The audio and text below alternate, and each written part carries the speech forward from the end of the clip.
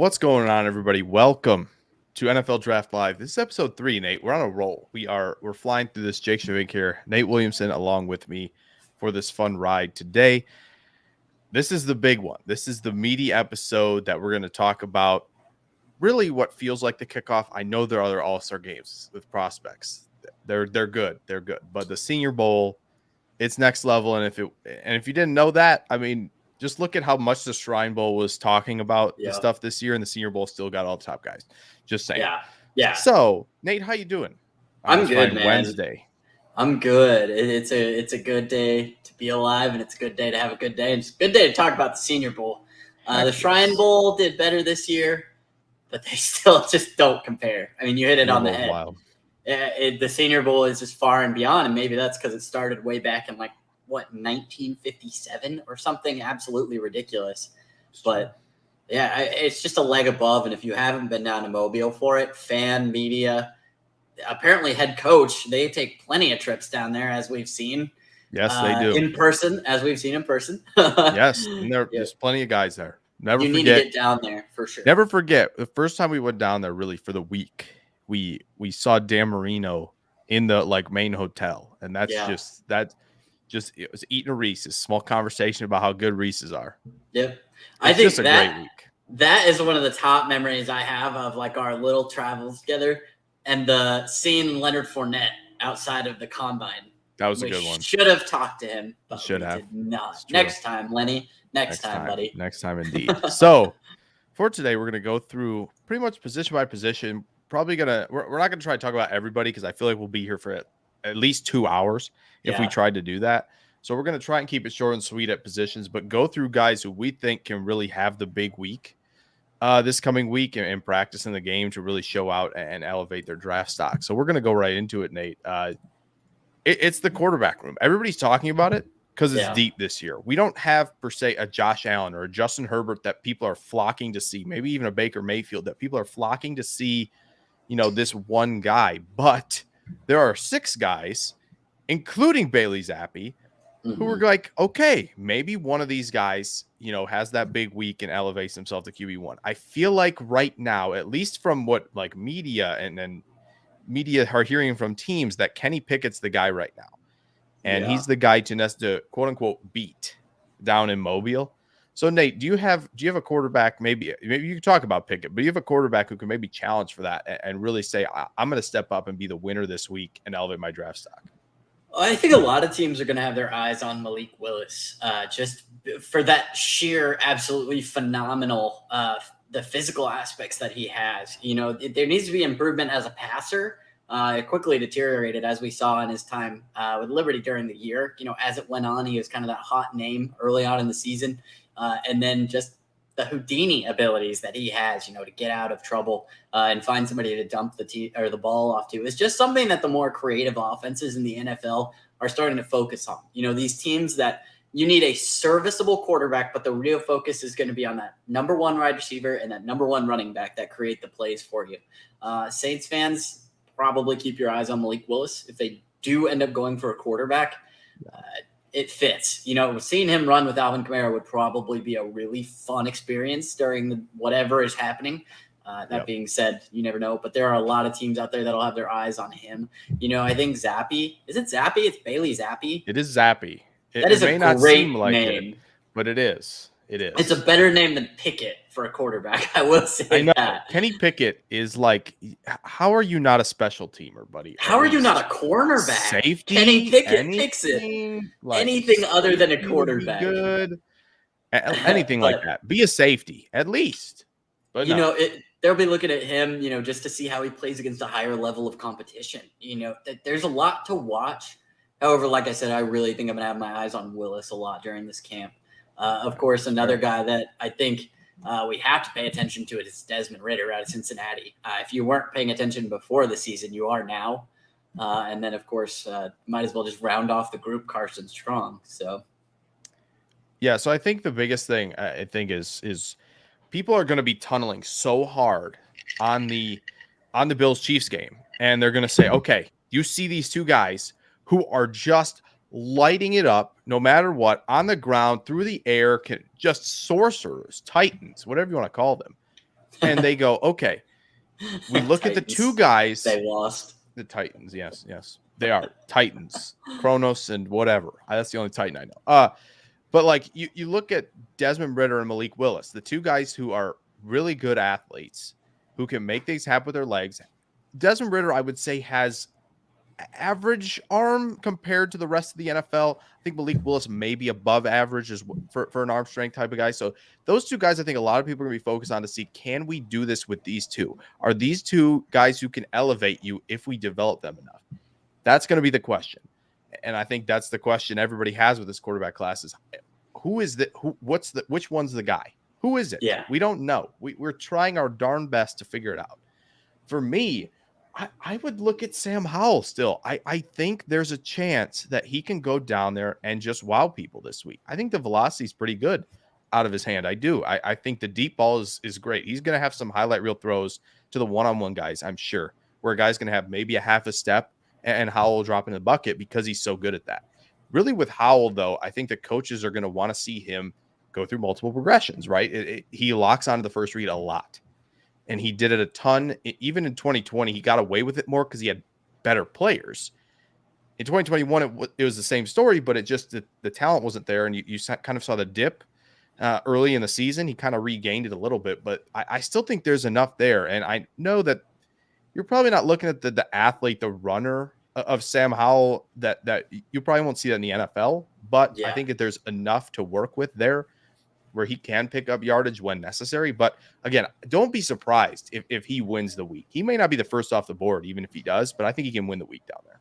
Yeah, I think you're right. I think he's just a guy that kind of has it set up for this to be his big thing. You know, UNC was honestly at their best when he was equally involved, you know, whether he was passing, running, it's kind of, he needed to split that up a little bit more, but there's no question about grit and toughness for Sam Howell.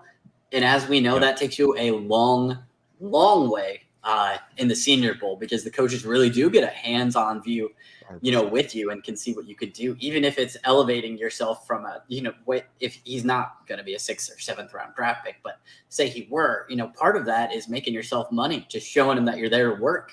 Because sometimes that can be all you need to see as a head coach especially with what he's shown. You know, he has had situations where he's been pretty good, even though he had a pretty crappy offensive line at times during his career. Yeah, that's for sure.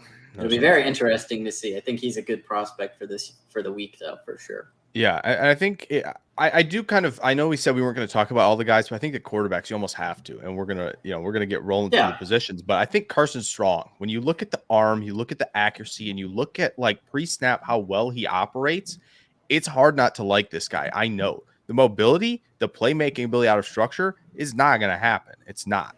But you can be subtle with pocket movement and still succeed. And that's something that Strong does very well.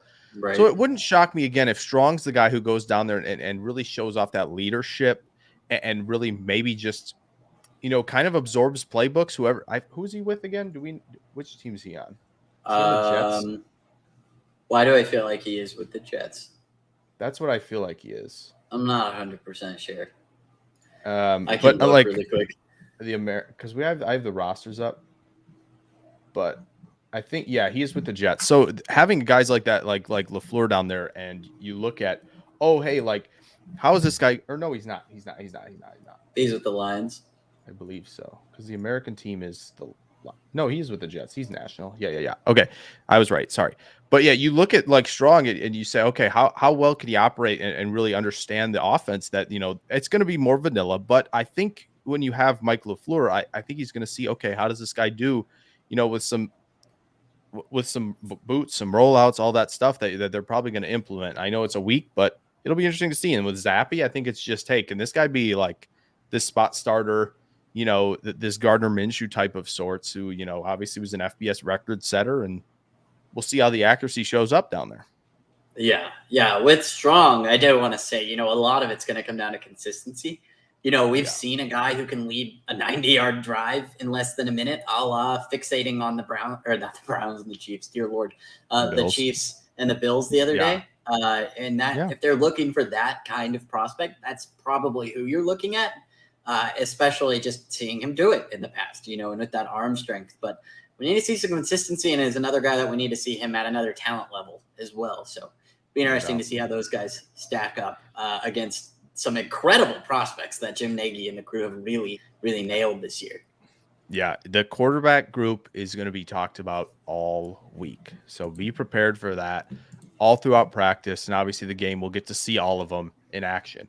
I will say before we keep going, there were 4 guys who apparently when media were getting down there that looked like they are off the roster sheet. And those are Johan Dotson, which is a huge one from Penn State, the wide receiver, who honestly, I think, the only thing I think he could have done maybe is I understand not practicing and playing all week. I get it. Like, your stock is pretty good right now. End of round 1, early round 2. Like, why mess with that? Why potentially get hurt? But I do think going down there and just being with the coaches would have been a big plus for somebody like him. Yeah. So that's the only thing I wonder about Dotson. Devin Lloyd, same thing, basically. Why not be down there with the coaches? You're a phenomenal talent. You don't need to get hurt there. I get it. Don't practice, don't play. But be down there with the coaches, I think, would be good for him. 2 others, Mike Rose out of Iowa State, I should say, the linebacker, and then Hassan Haskins, the running back out of Michigan. But we're about to talk about the running backs, and it's a good lead in here. It is a weird week for running backs down in Mobile, just because, again, so many of these guys, and you look at the list on the Senior Bowl website, and when the rosters came out, it's just kind of like, okay, one-on-ones, they don't get really a lot of time in 7s or 11s to really show that, okay, I can do this, as terms of a receiving. I can do this picking up blitzes. I can do, like, they're not hitting that hard all week. They're not, oh, hey, look, I can manipulate this second-level defender, bring him down, and then cut to a different gap. They just don't get those opportunities to do so. So it's harder for them to stand out. But still, I think, Nate, there's one guy in particular that I think reportedly could be moved to receiver some during the week. And that is Georgia running back James Cook, who is dynamic beyond belief. Let me tell you, he is something else. The burst, the explosion, and again, as a receiver, very good. So it wouldn't shock me, Nate, to see him run some routes potentially, not just against the backers and the safeties, but against corners too. He's one of those guys on that Georgia team that really, really was a foundation of that championship winning path they went down on, who just got overlooked because of the defense, which is fair. We've seen the Georgia defense. We know what they're made of. Yeah. But all you have to do to know what this guy is about is look at who his brother is. Dalvin Cook, obviously that name rings a bell, I think, for most people, even generally interested in the sport. But yeah, James is just a super versatile guy. I wouldn't be surprised to see him switch back and forth, depending on which roster is he on. He is on the Detroit roster. Okay. Yeah. Then I think we'll definitely see him move back and forth, because I think they could really actually see something in him for sure, which I bet they're excited to have him around. Absolutely. But this running back class is really intriguing to me. Guys like Abram Smith, who, kind of go under the radar. There might not be like a big name. And if it is, it might be James Cook. It might be. Alabama's Brian Robinson Jr. It might be who was the one? There's somebody here that transferred out of Alabama. Yeah, Jerome Ford is a big time from Cincinnati. Let me tell you, another one. Yeah, that dude's a player. It's really going to be hard for me. I think when all is said and done, it's going to be hard pressed to leave him on my top 5. Yeah, for sure top 7 when in terms of running back rankings, because he's just so dang good. So Jerome Ford. It's a shame, like we said, that there's just not the these full-on reps, this full-on like 11s all the time practice, because that dude would just light it up. Yeah. But I think you mentioned, like you said, Brian Robinson Jr., great player. It would have been nice to see Hassan Haskins, just because I think really came on late with a Michigan team who pushed for the playoffs. I think you mentioned Abram Smith. Rashad White does everything in that Arizona State offense, catching the ball really well. I know a lot of, and I've looked across this because I always interested in the analytical people and how they do some of the models. He's favorable, and the tape is pretty good as well. And that's somebody I'll definitely have my eye on as far as a pass catcher goes all week. And then there's Tyler Beatty from Missouri, who's got some juice as well. A little undersized, but got some juice. The other White from South Carolina is on there still, right? Oh, yeah. Zaquandre White. Yes, he was added, a little earlier this week, I think. Yeah. Talk about a guy who has some physical, talents that are going to be in high demand. I think I'm going to have my eye on him. Obviously, we know that Rachaad White's going to put on a show. He's a home run threat literally anytime he touches the ball in that offense, and that's saying something. But yeah, Zaquandre and Rachaad both going to be really, really impactful, I think, at the next level. If they live up to the physical traits, and I think they probably will. It's a running backs game anymore. A lot of teams focusing on that. Yeah, and I think what's interesting is you see that shift to community. The committee backfield. This is a whole room. They're going to get a lot. Everybody's going to get touches. Everybody's going to eat. There's a lot of great backs in this class who can feed into one of those roles in an offense, which is really exciting. I mean, the running back class will be fun down there. Yeah, but obviously, this is a fun position. The wide receivers, they get to go up against the corners all week. It's going to be a lot of fun to watch. And when you talk about Dotson, it sucks because he's not going to be there dusting guys all week, which is a shame. It's a blast. But Nate, what's super fun is the Lions and the Jets. Maybe not as much of the Jets, but I don't know. Mims not working out. You have Elijah Moore as a move guy around, and Corey Davis gets hurt sometimes. Both of these groups could be really under the microscope in terms of these teams needing that position in the draft. So, Nate, who's somebody you're looking at on either squad here this week who you think could put up a big week? Yeah, sure. I think Alec Pierce is one of those guys out of Cincinnati that we'll see at a high volume target guy at the next level. This dude is just sure-handed, and he can really get up and attack those balls at the 50-50 spots. So I think his hands are going to really show out this week. We might see a couple fun grabs from him. I seriously think he's going to become one of those guys at the next level that a quarterback can just be like, oh yeah, Alex open, there you go. Even if he's not open, absolutely, pretty freaking good chance he's going to catch that ball. and funny enough, on the Jets squad, who Denzel Mims not working out, you move him, maybe look for another guy who's that big, who can win deep. And, like Nate said, has great hands. Wouldn't rule it out. Jets have 4 picks in the top, I believe, 42 or so. You can correct me if I'm wrong, whoever's in here, but watching, but they have 4 in the top 50. Wouldn't be surprised if Alec Pierce really, really catches their fancy during the week, and maybe they make a move there. It is a shame, but I will say on same team, Christian Watson is going to be fun to watch. I really think another guy he's 6'4", but boy, can he run. And North Dakota State gave him the ball on the Jets and get him in motion to get him the ball quick, and he wins deep. 6'4", and you can run like that.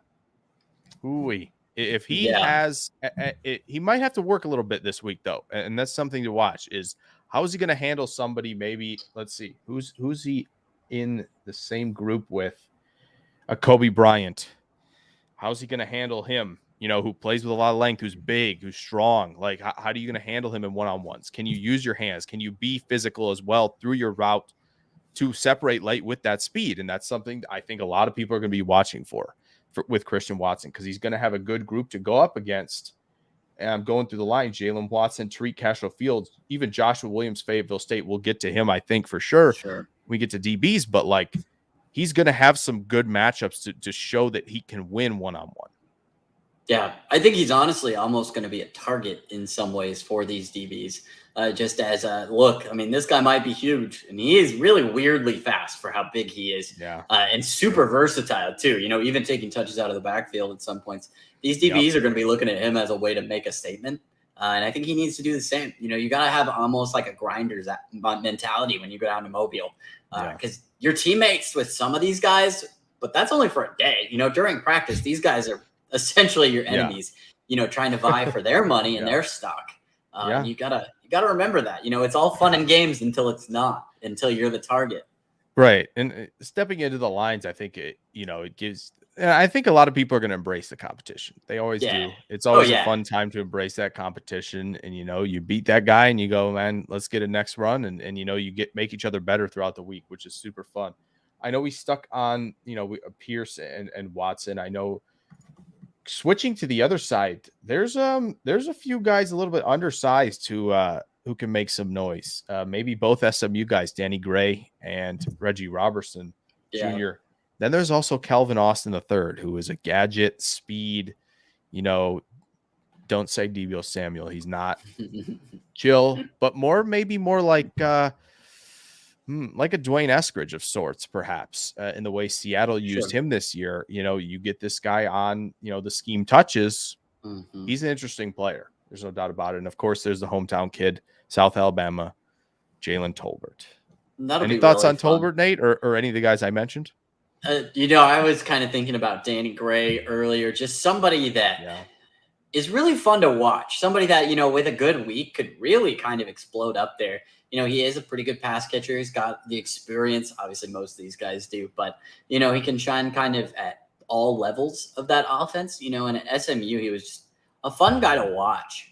But between him and, like you said, with Calvin Austin, who is just literally lightning in a bottle, it's going to be super fun. I think Jalen Tolbert is like anytime a hometown kid comes back for the Senior Bowl, they're set up to win, or not win, but, to have a good week. Part of that's a mentality, I think. And part of that is just because Alabama has ridiculous football players at every level of the game, whether it's the University of Alabama, South Alabama, I don't know, Montgomery Community College, whatever you look at. Alabama A&M. There. Yeah, there's ballers there. And that's just how it goes. It'll be awesome to watch him. Big frame. Yeah, and Danny Gray, if the quarterbacks are a little bit off, Danny Gray's a really great tracker of the football, folks. Like, let me tell you, this is somebody who I think can slow the stride to adjust and still maintain position. He's got late hands. He's really good at that. I will not be surprised, like Nate said, if he goes out, shines, and maybe works his way into day two. It's deep. It's a deep class. And I know there's always those potential day two picks. We throw out like 150 guys for that. Mm-hmm. I get it. It happens. But one of these receivers is going to do it. Watson, I feel like, is the favorite. I think Pierce is already there personally. And it'll only be further entrenched with a strong week. So, well, it's easy too. I mean, it's easy to see why. Look at the amount of teams that were either just out of the playoffs or eliminated from the playoffs because they only had one guy that could catch the ball, if any. There are teams out there that are, competitive teams that just, whether it's the Saints with Michael Thomas being hurt all year, but even when you have him back, wide receiver 2 is a little. Who's the 2? A little cloudy. You don't Who's really have a 2. Yeah, any team where you're bringing on guys that were out of the league playing God knows what sports or pickup basketball for years before they come back. It's just there are teams out there that need these guys and that will take these guys. And if you take a risk in round 4, who cares? Well, and like we said, 2 of them are coaching down here this week, especially the Lions, who are going to be looking at these receivers saying, okay, who do we like potentially? Like you said, day 2, day 3, who do we like in those spots? That's what's going to be fun. I do think, especially though, like we said, the Colts, who's your number 2, right? Like there's so many teams that could just, they need somebody. They need somebody on that roster who can be a number 2 or be a number 1. Yeah. Dontario Drummond, it played in a great offense, lit it up. Braden, it's a good point. I wonder how much being 24 is going to be a turnoff to some NFL teams. Sure, there will be those. But yes, another guy who could have an interesting rise if he has a good week down there. So, I'm just saying, Jake. I got to get one more thing in, I promise. Okay, do it. Go for it. The last time the Detroit Lions had a wide receiver with the first name Calvin on their team, it went pretty well. This is true. We're not saying anything about it. No, I'm just making one sentence. We're just mentioning it from that. It's just worth mentioning, throwing out that the name sounds similar. That's it. Hey, you never know. All right, Nate. This is a fun group. We know it is. Tight end position, man. It's loaded, and Jim Nagy keeps pushing how loaded this tight end group is, and I get it. I don't think it's the deepest position in the draft. Sure. It could be in Mobile, though. I think Edge is a little deeper personally, but like in Mobile, this group, and you got to start with, and it's funny, interesting. The Jets, Trey McBride is on the Jets team this week, coaching him up. Big dude, mauler. Colorado State got a little Kittle in him as a blocker. He says, "I'll finish you, and I'll enjoy finishing you." Yeah, and Oh man, that would be what a pairing that would be. Good size, uses his hands to separate, great ball skills, good at the catch point, and tough after the catch. He can do it all. Nate, could the Jets just say, you know what, we're going to turn this pick in early round 2 after this week? Could that be the case? Yeah, I mean, if they're going to go at the tight end position, I think it's pretty almost written that's where they're going to go. You know, McBride, it's going to be a day one starter, in my opinion. It's just a guy that I think deserves the first look in this class, and somebody that they really should hone in on if that's a destination they decide to go. There's quite a few guys in this tight end class that are pretty fun, though, and I'm sure we'll talk about that. But yeah, let's roll. Nate, you got somebody? I'm excited about Cole Turner. Heck yes. Converted guy, 6'6", 240-ish, you know, those measurements. But, you know, one of Carson Strong's favorite targets in that Nevada offense. He just, pun not intended, this man posted some strong numbers in his last season. You know, 62 targets, 677 yards, and 10 picks. I'm so funny. I make myself laugh all the time. And just a guy that's really worth watching as well, should they decide, you know, maybe we go with the tight end a little bit later on as well. And a guy that could have a big week this week for sure. Yeah, and it's fun. Turner, Romeo Dubs, Carson Strong, all playing together this week. Yeah, it's going to be a lot of fun. They're going to have a lot of fun. But like you said, catch radius, red zone target, Cole Turner. Maybe you have him as your power slot. Yeah. Oh, oh man. The options, the possibilities are endless. It's going to be a favorite. Yes. We'd be remiss, though, to talk about Isaiah Likely. Yeah. We got to talk about this guy. Play speed off the charts, ball skills off the charts, explosion off the charts. And I tell you what, he's got a decent release too.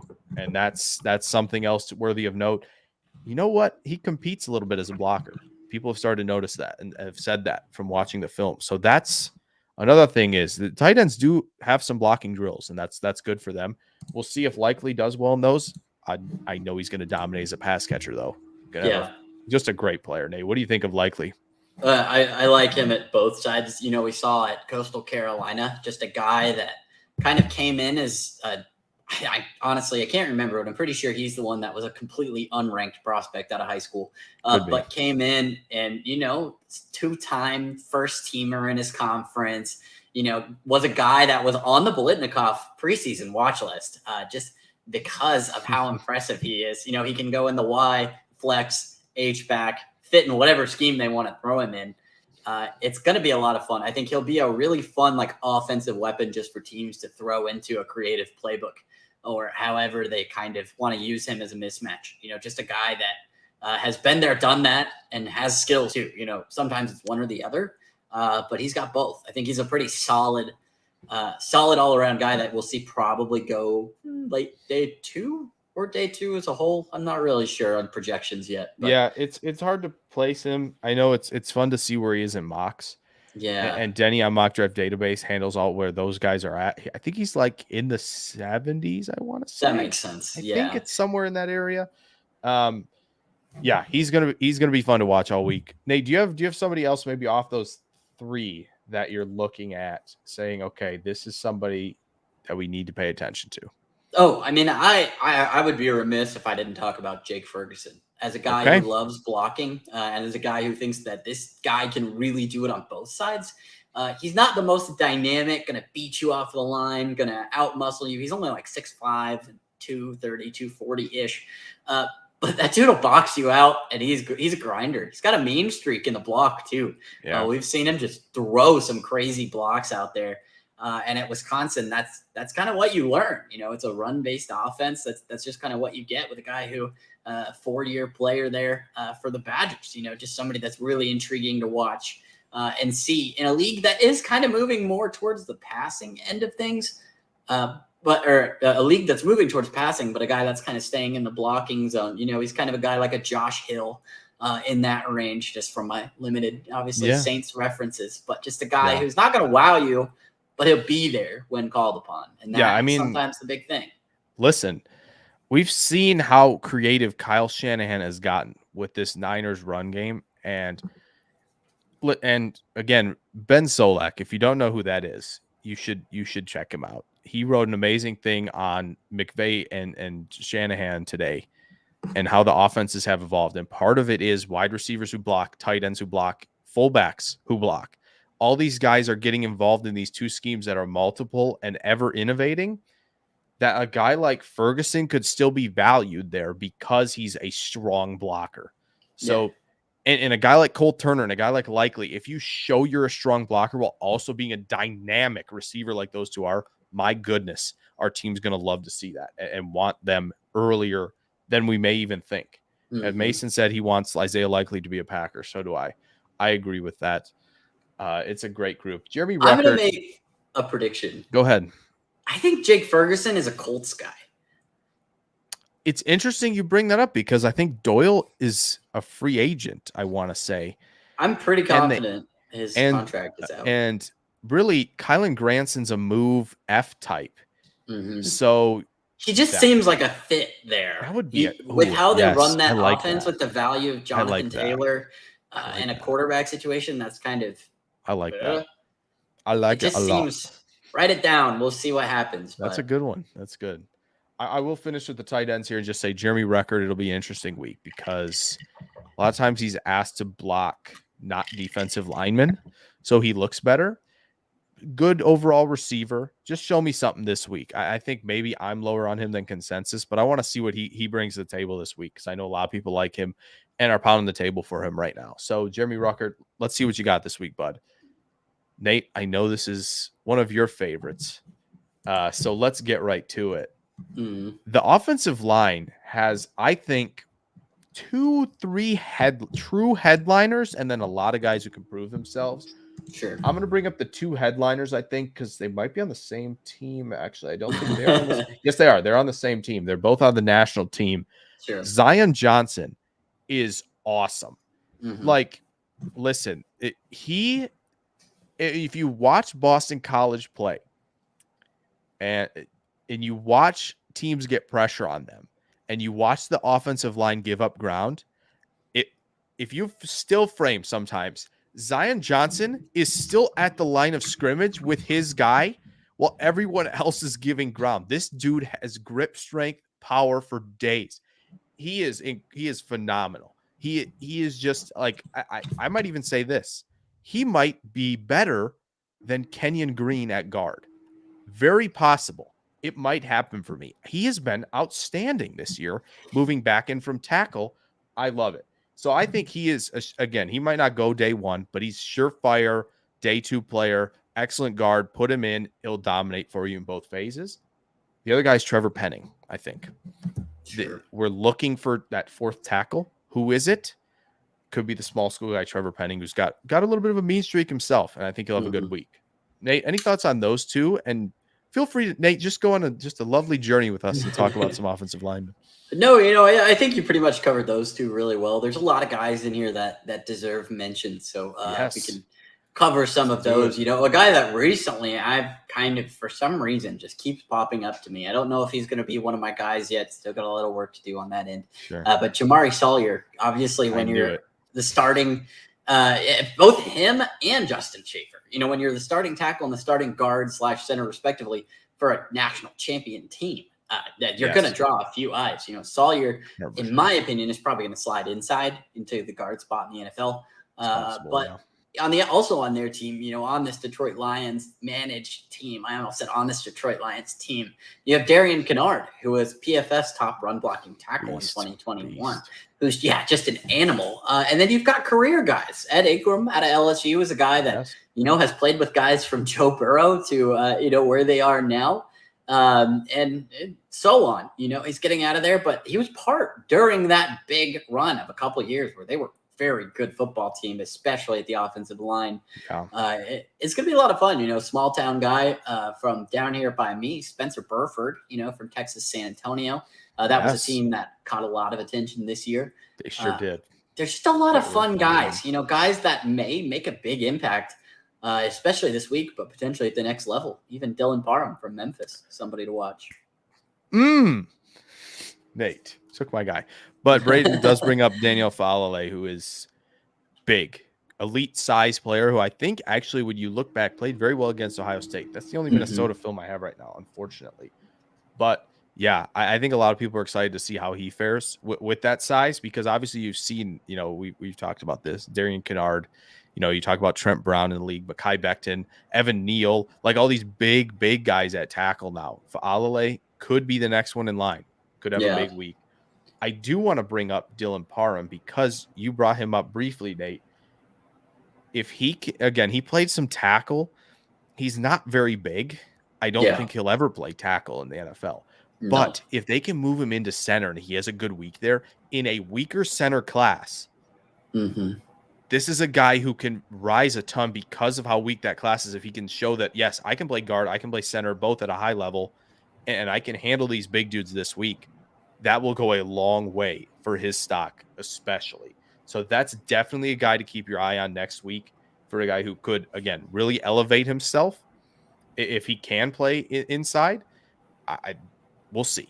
But there's a good chance. And I know Jim Nagy was talking about it as well on the show when he revealed it with DJ and Bucky Brooks. So that's definitely a guy to pay attention to. Yes, Will does say about the two guys from Central Michigan who I was about to bring up as well. Yeah. Bernard Raymond and Luke Godeki. Both of these guys, again, left tackle, right tackle, both coming down to Mobile. I'm excited for these two because from what you see, if you watch Maction a lot, my goodness, these two had a field day with defensive ends all season long. The competition's going up. There's going to be a lot of D linemen, a lot of edge guys. We're about to talk about them, but those two could have a big week as well.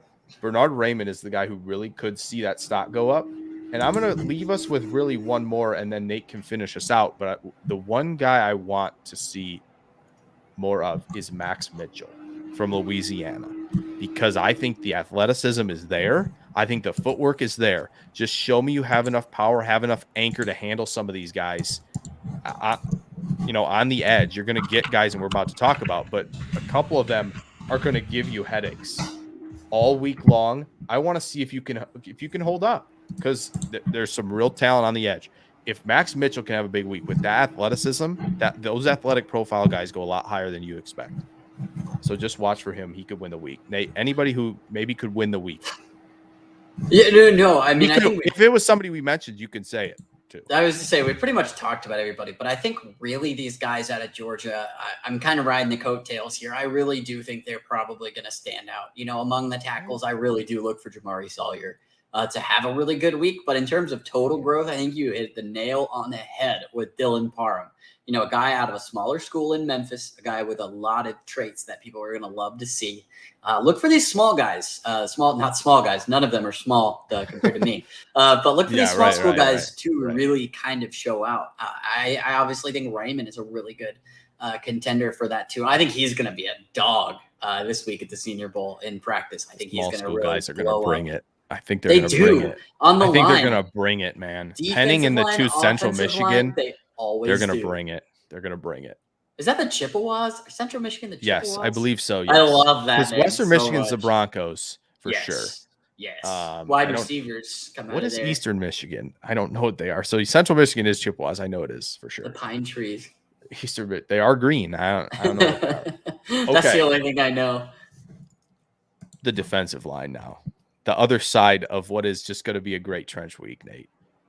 We brought up a ton of guys. I want to bring up two to start with because I think these could be really the big winners with strong weeks, and I think they're on different teams. Funny enough. Maybe they aren't on different teams. Anyway, I'm going to talk about Jermaine Johnson first because Cole Strange from Chattanooga will brings up. That's a good one as well. The O-line is there. It's a group waiting for that 2-3 guys to really come out and say, we're here. We're here.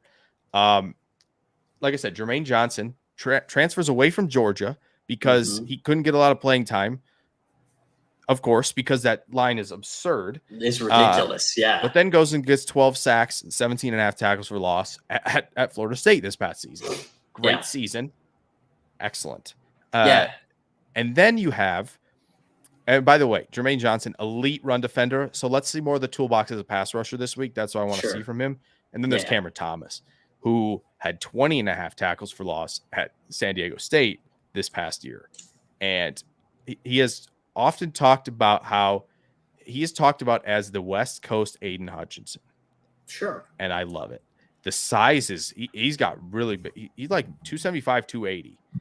And he is loose, fluid, athletic. Like this is, oh man, he could move inside out. Like there's going to be some probably some reps at 3-tech. I'm sure he's going to get looks at 3-tech, as is another guy that if you don't bring up, I will.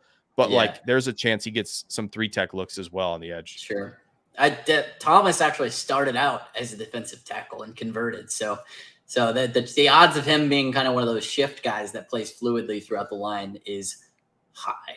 And I think we'll see maybe a little bit of both during the time of the Senior Bowl. They're really good usually about letting that happen. Was the other guy you were going to talk about?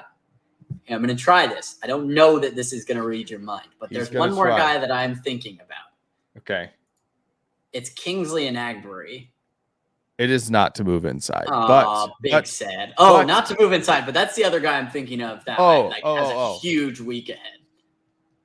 Mason, you're right. There was a guy who had Cam Thomas in a Packers mock draft. Might have been yesterday. He is a smart man. You should probably follow that man. His ego, Mason. You should follow that man. He's a smart man. I do think Cameron Thomas could be a Packers pick, as could Jermaine Johnson, by the way.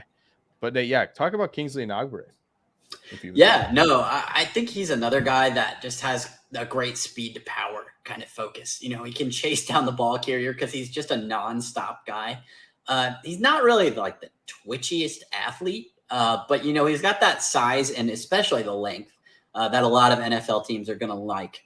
A guy that, especially the Lions, I feel like this is their type of edge rusher, and just a guy that could be really fun and could have a pretty good week. And it's very interesting. We won't see this during the week, but he does have some experience standing up and kind of dropping back into coverage too, which is kind of fun. And just something that in an era where defenses are being dissected like frogs in a schoolhouse by these quarterbacks, as we've seen. It's very true. Throwing that needle into the haystack, that's not a good expression at all, but throwing that into the blue can be a really helpful kind of tool for the offense to have. And I think that'll really appeal for the Lions. I think he is set up for a pretty fun week. Yeah. Okay, so Braden brought up a few guys. Samari Barno is interesting from Virginia Tech. John Bridgeway, the defensive tackle from Arkansas. Dominique Robinson, who is a phenomenal athlete. Miami of Ohio, a good one. I do think Boye Mafe is from Minnesota. Oh, he's a fun player. He's a fun player. I too am excited about that. I wanted the one guy I was thinking of who could move inside a little bit is Logan Hall from Houston. That's the guy I think you could see potentially move around. They could say, all right, you go up against guard, go up against a tackle, go up against a guard, go up against a tackle. See how he operates working inside a little bit, because these teams that operate with multiple fronts are going to look at that and be like, okay, we can move this guy around, because everybody's going to look at DeMarvin Leal as the poster child for moving a guy around the line, because they're like, okay, he's big enough. He's athletic enough to do so. Who's the other guy in this draft that can do that after it? Maybe it's Cameron Thomas. I think Logan Hall has a good opportunity to prove that it's him as well. Yeah. Defensive tackles, if we move in really quick, I want to talk about, I think who's going to be my guy in this draft class is Travis Jones from Connecticut. Oh, man. Oh, I love him so much. Jordan Davis is great. Chargers, listen to me. Just take this guy on day 2 instead. The dude is he sheds so quick. He's so powerful. Got the pop. Maybe we'll see a little bit more from him rushing in the one-on-ones. We'll see how he performs this week. But that's a dude who is stout, who is physical, and man, will he will push you back a little bit. And he ain't afraid to get in the backfield and make some plays. Great hands, violent hands, quick hands. Love him. Yeah, I think he's going to be a big day 2 desired guy. Just a guy that's like 6'4", 330. And I have these measurements pulled up. I do not have these things memorized. But we're going to get all these measurements on Monday. It's going to be great. Yeah, true. We'll see if it holds up. Yes. But a guy that's got a surprisingly good burst too, and some lateral mobility as well. Mostly not really a pass rusher, but somebody that guys or that teams really want to stop the run with. Could definitely be looking for him on day 2. It'll be interesting to see. There's a lot of guys in this DT class. Fedarian Mathis is going to be fun from Alabama. Anytime you get an Alabama guy, it's going to be fun. Essentially, for sure. As we've learned, it's just interesting. Devontae Wyatt's going to be Devontae Wyatt might win a lot of reps. It's a pretty fun defense. I think he'll win a lot of reps. I do think it'll be down there. Wyatt will win a ton down there. Yeah, another guy that played all over too. Yeah. And there's 2 more guys I think you can move around also that in the Logan Hall vein. Zachary Carter from Florida is one of them. Sure. And Josh Paschal is the other one from Kentucky. 2 guys I think have interesting profiles as tweeners that you can move around. We'll see what, the defensive coaching staffs like in terms of their alignment. So I'm very excited for those 2. Like we said, it's a loaded defensive line group. They could eat a lot. I'm excited for that. I'm excited for the Jermaine Johnson Kennard matchups. Those are going to be super fun. Max Mitchell, seeing him go against Sawyer, those are going to be great. Like that excites me, I think, the most. I'm a receiver guy, no doubt about it. But oh man, you give me some of these O-line D-line matchups. They're going to be fun. Majai Sanders is the other one we didn't bring up on the edge, who's extremely flexible and athletic, and who was played a little bit out of position at Cincinnati. Let him go to work. Let him go to work as a true edge and see how he performs. Okay, we talked a lot about the defensive line and the offensive line. Let's talk about a couple linebackers who we like, who could really ascend this week and make a name for themselves. Nate, I'll leave the floor to you first. Obviously, no Devin Lloyd, like we said, no Mike Rose. Yeah. Who else do you like? Well, first, it seems like I'm kind of harping on these Big Ten guys. I'm not really doing this on purpose. A little guy named JoJo Deman or Damon. I hope it's Deman. I really sincerely hope it's Deman. Why is it Doman? That's boring. I don't know. Anyway, I would think it's Doman because I think his Twitter handle's the Dominator or something like that. Oh, that's really sad. It should I don't think it's Domanator. It should be Deman. For me, but that's my guess. Face to face, he's JoJo Deman. All right. Anyway, name aside, lame or cool, whichever you want to go with, JoJo. It's up to you, man. A former safety guy, at Nebraska that's been kind of turned around into a linebacker. He's kind of fits that modern build, in the 6'1" range, can run really good sideline to sideline. And a guy that, as a former safety, converted in, is going to have those ball skills along with the tackling that comes from being a linebacker. I think it'll be really fun. I think he's one that I bring him up first because I think he kind of flies under the radar a little bit, but I also know he's one that Jim Nagy is really excited about. Just to watch him, there's a clip of him, if you guys go find it, or I can send it to you if I find it again.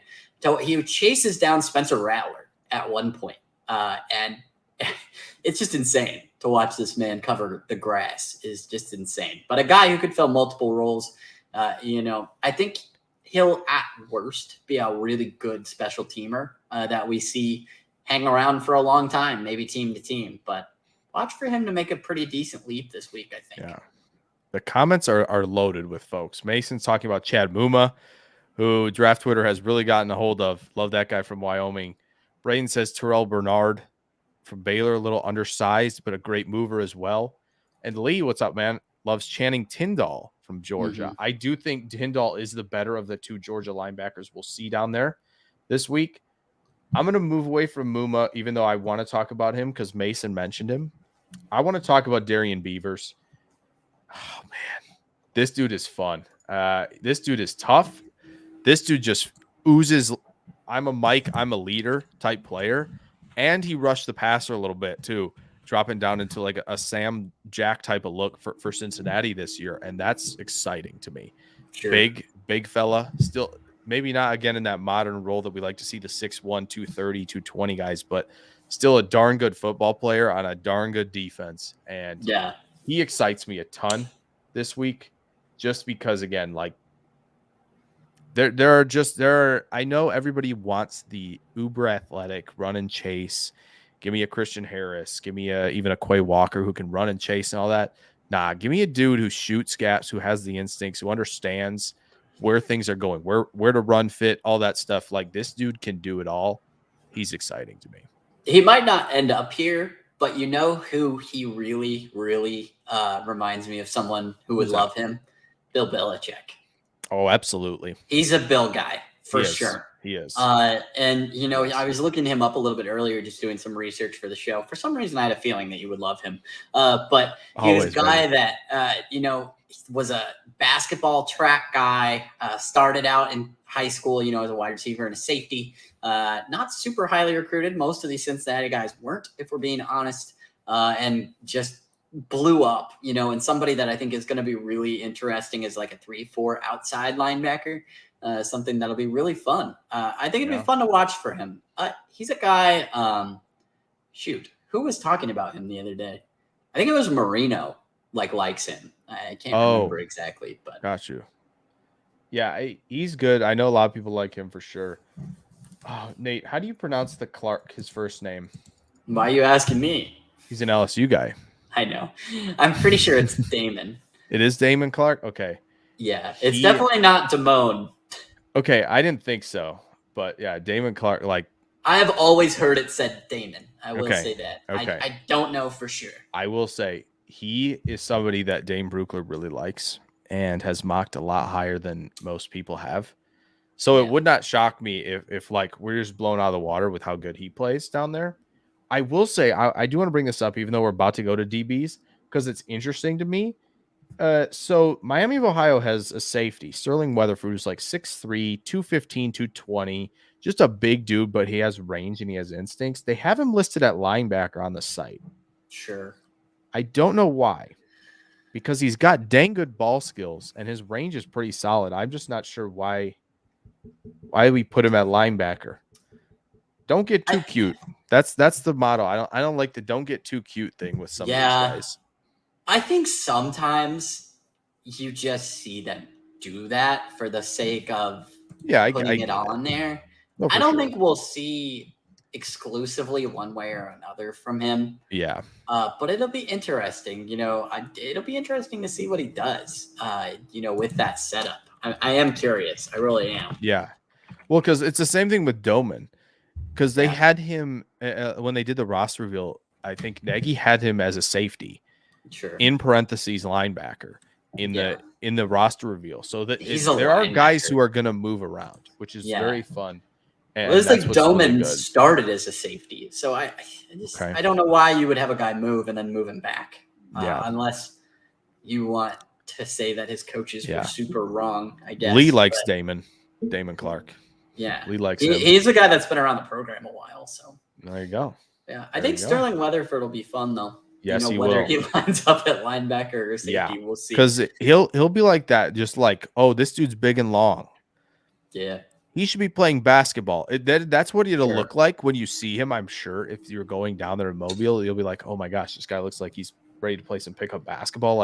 It'll be weird to look at because his body type's maybe not what you expect from a safety, but he's good. DBs. Yeah, let's do DBs. Can they hang with the wideouts? I think they can. I put this on here just as a fun question, but I think they can now that Johan Dotson's not going to be down there to cook these fools. I repeat, cook these fools. Bad. That is an Anchorman reference. If you didn't know that, that's okay. But it's sad that he won't be there. But I will say, these DBs, I think we bring up the two SEC guys first, Nate. Yes. I think we got to talk about them. I think it's the conversation starts with Roger Mccreary. He really does. And just because how well he has played this year in the SEC, again, everybody's going to – and this is what sucks with DBs. Everybody's going to point to that dang two-pointer in that, fourth overtime against Alabama where Mechie got him. Sure.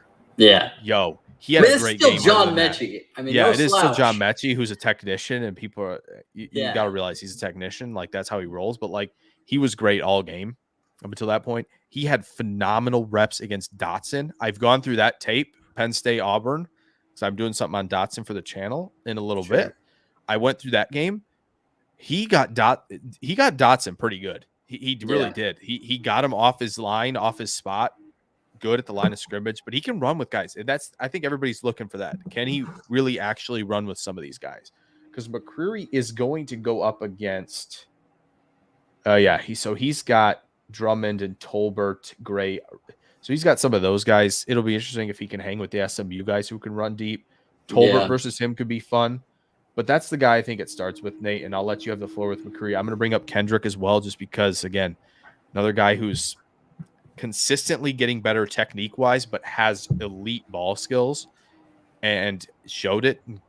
Came up big with Georgia down the stretch with some big plays. So just a fun player there too. Good corner. Some guys have him higher than even cornerback 5, have him up to 4-3. There are a couple guys who really believe in him. So those are the two I think you start with. Nate, who do you like? You can talk about those two, but who else do you like as well?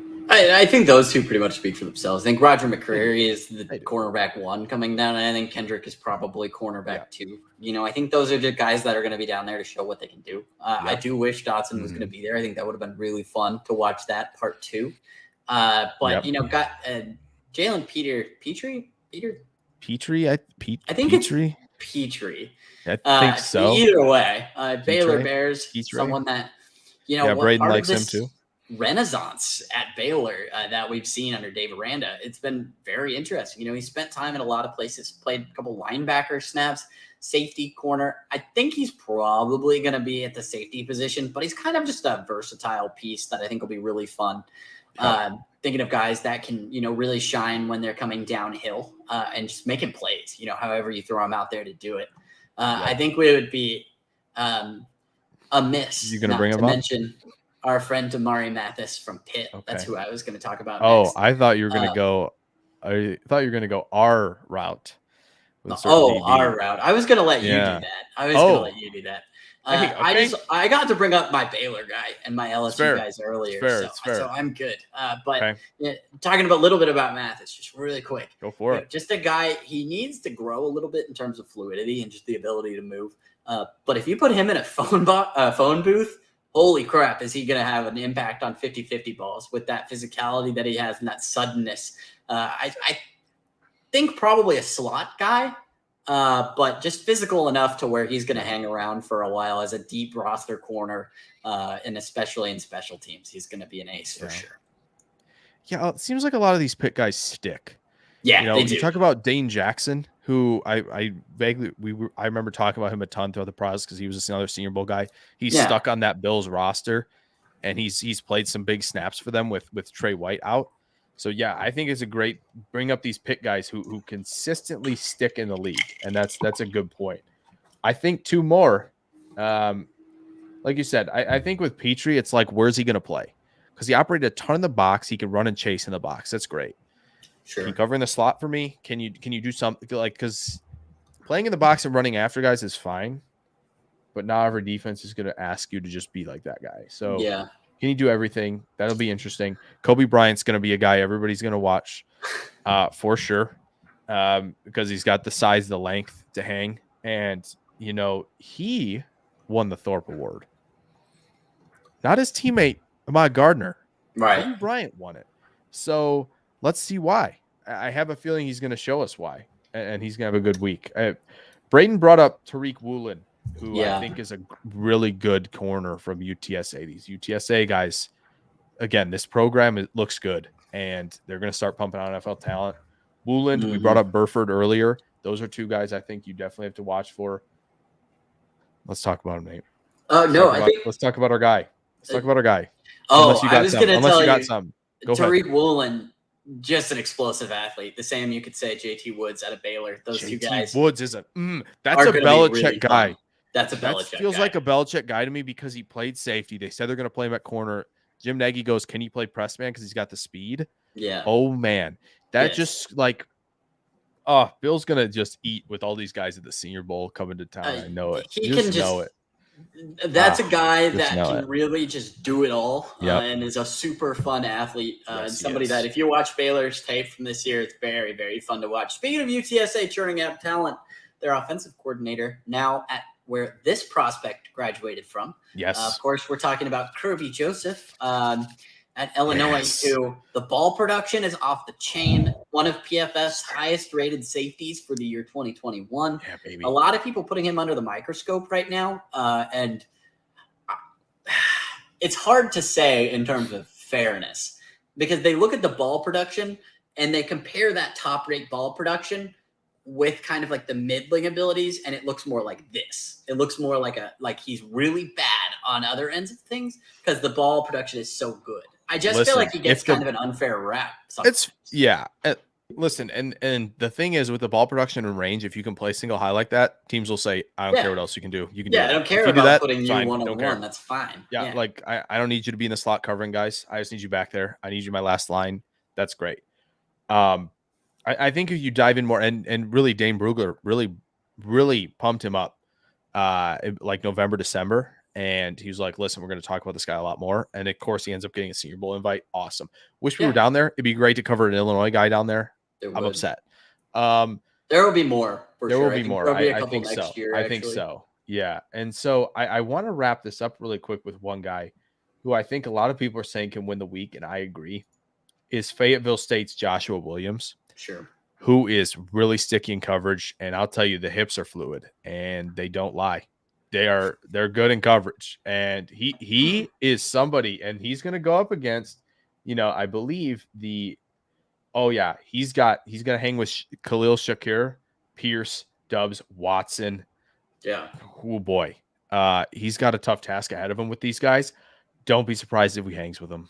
It's going to be interesting to watch these two D2 guys, just in this group with Gregory Jr. That is his last name. It's not Gregory Jr. like a Brazilian soccer player. Right. But just somebody that they're intriguing, these physical press corner guys. I think Greg Jr. could be up for something this week. We'll see out of Wichita Baptist. Wichita? That's gotta be said. Wachita? Maybe it's Wachita. Wachita? I would say that's probably Wichita. Why we got to spell it like that then? I don't know. Let me look it up. Oh my goodness. That's so funny though. But the small school guys, there's always some like Zion McCollum will be there from It's Washita. Washita Baptist. Oh. Washita Baptist after feels the like River. It feels like it should be a Wisconsin school. And this was up for debate until 2018 when they finally released a statement on it. Of course. Washita Baptist. Is that in Texas? It's so funny. It's gotta be. No, it's in Arkadelphia, Arkansas, which is where that's National Park is. That's pretty that's close enough. That just Washita just sounds like it should be in Wisconsin to me when I hear something like that. So you're small gonna schoolers go to Washita and get a pint of milk, some cheese, and some sausage. Exactly. It's one of the Milwaukee suburbs, has to be. Honestly. But Sam Houston, Zion McCollum will be there. The small school guys are there, and not just obviously the group of five. There'll be, again, like we said, even smaller schools. That's going to be fun to watch as well. This was fun. Do we want to talk about specialists, or are we going to leave the specialists alone? This I think we should do specialists in another episode and give them a whole hour for the. Give them a whole hour. Talk about Jake Camarda from Georgia, the punter, for a whole hour. I agree. I think you're right. Only if one of them can hit the upright from the side, like we saw last time. Yeah, like who was it that did that? I feel like that was the Waukesha, right? Exactly, right next to Washita. That's exactly it. That's exactly it. That had to be the Bass Blankenship year, was it not? It was. I think it was. It had to be that year. Tyler Bass, right? Yeah, Bass is. I think it was done really well in the league. It wasn't Hot Rod because Hot Rod did not have a good week. No, he didn't. He did not. Bass had a phenomenal week, and it was very clear that he was the better kicker after that week. And lo and behold, he is with the Bills. Special teams matter. Unfortunately, not moving on. Yes, special teams do matter. Hey, Packers, there's long snappers here. Draft one. Where is Tyler Bass now? Buffalo. Oh, he's with the Bills. That's right. Yeah, I forgot about that. Great career with the Bills. Yeah. But seriously, but seriously, Green Bay. My guy. There are long snappers here. Pick one. Okay. Yeah. Thank you. Take it. Thank you. Thank you. Good night. First round, Packers. This was fun. Nate, do you want to finish with just picking one dude who you think is going to be the biggest winner down there? I think we've gone through so much and we've talked about who can win. It's so hard to pick just one, Nate. There's but I'm so going to ask many. I'm going to ask you to pick just one. I'm going to ask you to pick the winner. Who you got? So who you got? Many. Who you got? Who you got? You have to pick one. You know who I'm going to go with? Who? I don't know. I'm going to go with Kenny Pickett. Okay. He's going with the quarterback. Pickett's going to have a big year or a big week.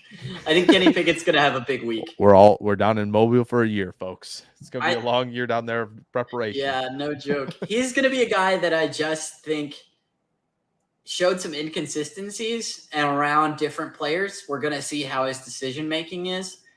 And I've got faith. There you go. That's who I'm going with. I've probably got a higher list than that. I have to, even though like we just talked about him, I have to go this direction. I really do think Joshua Williams from Fayetteville State is going to be a massive winner this week. Yeah. It was really hard not to say Isaiah Likely. Sure. It was hard not to say that name as the big winner. But Joshua Williams, I have just a feeling that like this could be just his week to shine. And he's going to take advantage of it. I would actually like to rephrase my answer. Okay. I think the biggest winner of this week is going to be the Milwaukee suburb of Washita because people will learn how to pronounce it. And it will be a big deal. Watch, it's going to come out. Somebody's going to tweet it. It's going to be a big deal. It is. And you can come right back here and remember that I brought it up first. It's going to be on an interview. Yeah. It's going to be on an interview where they're going to ask him, how do you pronounce that? Yep. And that school name. And he's going to tell you. And then, it'll be a big deal all week. It's going to be a huge thing. It's going to be completely agree. And I'm going to be annoyed because I've already been through it. Yep. I'm a hipster. You got that right. The curve on everything. There you go. You forget it. There you go. So Nate's big winner is pronunciation. Yes. English. Honestly, with some of these guys, it's going to be, okay, what, like, we hear the name for the first time, be like, okay. Yeah. I'm an idiot and can't pronounce things, or, oh, I nailed it. Like, Travis Jones could be a big winner. I can't do this. I'm going to start naming 50 guys. I can't do this. Can't do it. I told you. It's so hard to pick one. But, like, oh, man, we didn't even talk about, like, Perrion Winfrey and guys like that and Haskell Garrett. Like, there's so many names down here this week. Yeah. It's going to be a great week. I wish we were going. Hopefully we can snag some of that practice tape if anybody wants to do it. Yeah, I'm with Lee. I totally agree. Like I said, it wouldn't shock me at all saying this right here, right now, that Jermaine Johnson is one of the 3 Eagles selections. That wouldn't shock me one bit if he was one of the 3 selections for them, or even Arizona takes him. Those 2 teams could definitely select Jermaine Johnson. He's phenomenal. I completely agree. He's phenomenal. I don't even think the Packers will have a chance at him. I don't at 28. So I completely agree with that one for sure. Anybody else in chat? You got a winner? Drop them now, because you know what? They'll forever be here on this video, and you can come back to it and be like, "Listen, I said this, and I nailed it." So let's hear them if you got them. Chat. Lee says it's Jermaine Johnson. I agree with that. I think Nate and I threw our hats in the ring. If you want to throw your hats in the ring, this is going once, going twice type of thing. So I have an issue that you didn't literally throw your hat, Jake. I don't want to throw my hat. This is a good Senior Bowl hat. I threw mine. Yeah, throw that one. Where should I throw it? Like into the camera? Behind you, probably. Like. Okay, there you go. Behind. All right, the hat's in the ring. The hat's in the ring, and I made my dogs bark because I thought it was a knock at the door. Good old pups. Braden says Tariq Woolen. That's a good one too. Like that. Athleticism. There's going to be a small school guy that just dominates. Braden, I like your profile picture. It's a good doggo right there. Speaking of pups. So while the rest of people maybe throw their names in, thank you guys for sitting with us for a pretty long show, talking about the Senior Bowl positions and going through everybody. Is a lot of fun. We didn't even get to everybody, and we're here. Like I said, this could have been a 2-hour show, and we could have talked about every single player, but we're not going to do that, even though we want to. We've got plenty to do. But we appreciate all you guys for hanging out tonight. This was our biggest show yet, and I don't like to peek at the number very often. Yes, I do. I'm lying. That's rude. I do peek at the number. But this is our biggest show, so I appreciate you all for sticking around with this. This was a lot of fun. I'm really sorry if you had to come all the way over from Twitter to YouTube because comments don't work there for some reason. It's super annoying. I can't stand it. Hopefully they fix that at some point. But the whole Periscope done moving over thing, don't know why it's a big hang up, but it's definitely a Twitter issue. Twitter is the worst. So hopefully they figure it out there. But otherwise, like you said, just if you sub and you turn the notifications on, you'll never miss when we go live for this show. Because I think we're going to be back here next week. It's funny. We didn't do it Thursday this week, but I think we will next Thursday. And when we do that next Thursday, the practices will be done. True, yeah. And we'll be able to kind of preview the game a little bit and throw that in. But we might do something else as well that week too. Obviously, one of these times we're going to do a live mock draft for sure. I know Nate's been jonesing for that. He's asking about it. I remember him asking about it before we did last week's. So I have to go back and watch. Thanks, Lee. I appreciate you, man. It's good to hear from you. It's draft season. It's good to hear from you. I remember you were one of the first few that started commenting on these videos that I put out last year. So I appreciate you for that. Braden, it was a pleasure having you stick around with us as well. We'll have to get some of you guys maybe on the show at some point too. But yeah, for Nate, anything you want to say to the people before we sign off of this lovely show tonight? Go for it. The floor is yours. Do you have a whiteboard that you had? You didn't do the Woody Page thing with the whiteboard. It's over here. I didn't. I need to figure this out. I'm working on it. The lighting was better this time. It's step one. We're working on it. Yeah, Nate did just get a ring light finally, which is good. That's good for him. Keep the change, you filthy animal. I love it. We're over a month past Christmas, but I like it. All right. We will see you guys. It's a life lesson, man. It is. It really is. Yes. Well, we will see you guys next Thursday, 7 p.m. Hopefully, I think we'll see. But we'll let you know for sure during the week if you follow me on Twitter. Once we get to 1K followers, I can start posting, or subscribers, I should say. I can post on YouTube channel, and you guys can see that as well. So for notifications when to go live. But plan for next Thursday at 7 p.m. We'll leave you with that. Jake and Nate signing off from NFL Draft Live. We'll see you guys next week. Bye, Sean Payton. We love you.